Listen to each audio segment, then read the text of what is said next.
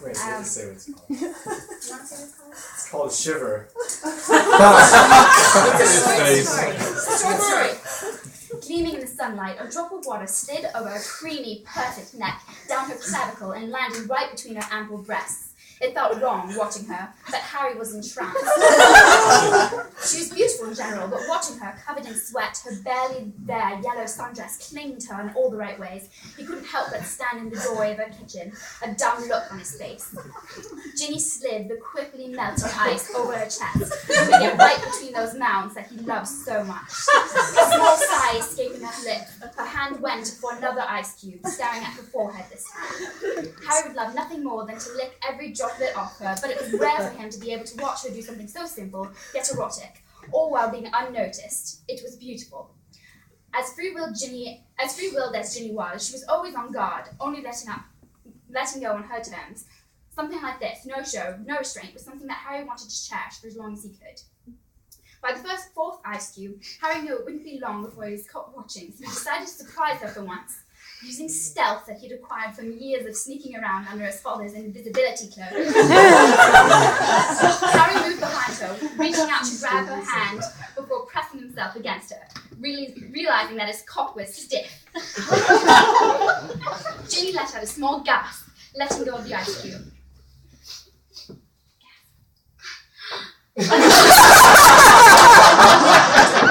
Harry caught it, moving it over her shoulders and down her arm as his free hand moved down over her hip into the hem of her dress, slowly lifting it up. You're this hot, Ginny. Perhaps we could do this without the dress, eh? Harry whispered, his tongue finding a few loose droplets on her neck. They tasted of sweat and salt, but also like something that he could only describe as Ginny. Harry could almost hear her smile in the voice as she spoke. I already made do without panties, Harry Potter. Are you suggesting I walk around the house with absolutely nothing on? Harry slipped his hand between her legs. No panties. And she was drenched. Whether from him or from the heat, he had no idea. I had some ideas for what you could do without your clothes, but walking wasn't one of them. What do you suggest then? Harry smiled and turned her face to him before pressing her back to the counter, grabbing the ice tray. Well, I thought perhaps I could cool you down.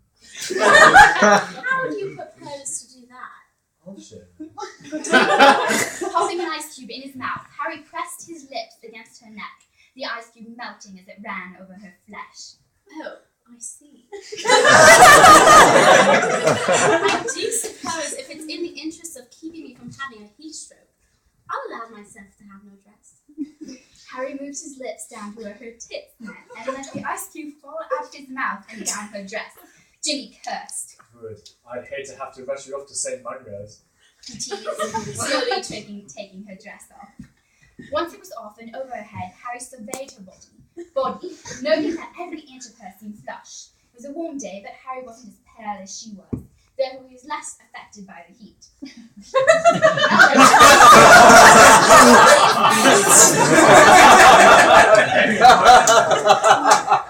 Nonetheless, he thought it only fair to strip himself of his jeans and wife beater. Nice, Potter. Is that for me? He glanced down to his erection before looking up at her. Of course not, you wanton woman. Those are. He pointed to the quickly melting ice cubes. Now, where was I? Ginny visibly pouted, but melted into a small moan as he filled both her hands with ice. Kneeling before her, he slid one cold hand between her lips, parting them as she cried out. Her sex was glistening, begging him to taste it, but he restrained himself, instead slipping a piece of ice between them, rubbing it into her until it completely melted. Leaning forward, Harry ran his tongue over her, not being able to help taking one small taste, if only to clean her up a bit. He made a sound of appreciation. Delicious. Hopping to his feet, Harry made a move for another cube, but Ginny stopped him, shaking her head. My turn. You look a bit warm yourself there, Potter. You're too heavy for me to waste valuable magic on carrying to St. Mungo's. She teased, sliding up to him, placing a small kiss under his jawline. Her hand found his member, and Harry let out a sharp hiss. Her hand was filled with ice. It took a moment for his body to recover from the sudden cold, but he had to admit, it was nice. Goosebumps ran down his arms as Ginny stroked him, his erection literally growing cold. Harry had to bite his lip for a minute, as his body didn't know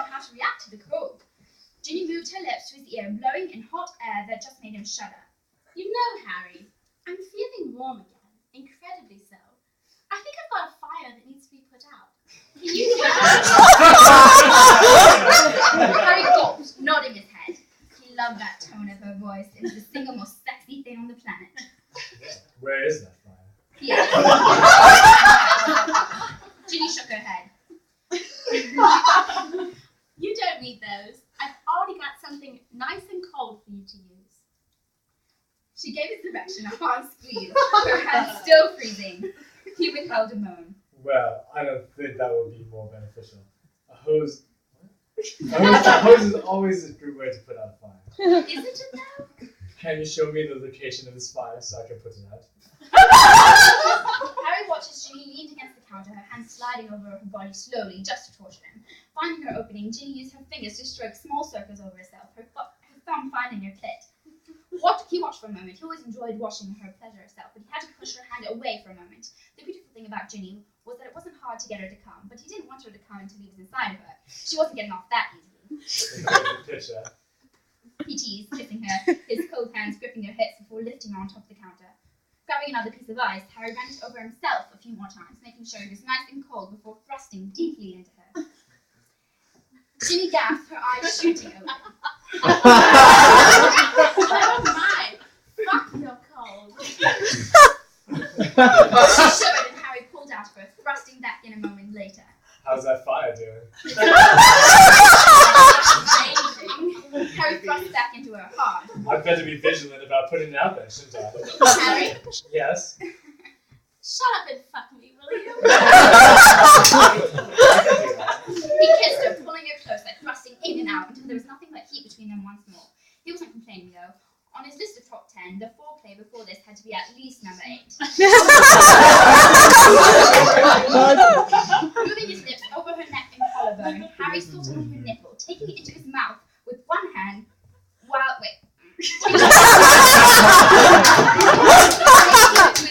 one hand moved between them, seeking out that small patch of nerve that popped her every time. A moment later, Ginny tensed before reaching orgasm, his name on her lips. Knowing there wasn't anything to do but attempt to make her relive the experience again and soon, Harry sped up, forgetting about their game and just trying to get into his own release in. A piece of ice fell down his back and Harry looked up at Ginny to see Ginny, eyes closed, mouth in a smirk, as she came again. He followed a moment later, spilling into a hot and sticky, just like the reason all this had started. Kissing her temple, Harry lowered Ginny onto her feet and she let out a small shiver. Don't tell me you're cold. A little. I was actually thinking of running a nice hot bath to warm up. Care to join me? Harry looked her over, thinking her best woman in the whole world. I think you may be overdue for one. You have been a little bit dirty today. I wouldn't mind washing you off. With a coy smile, Ginny sauntered out of the room, taking the tray with the remaining ice cubes with her. Harry had to admit, he loved summer.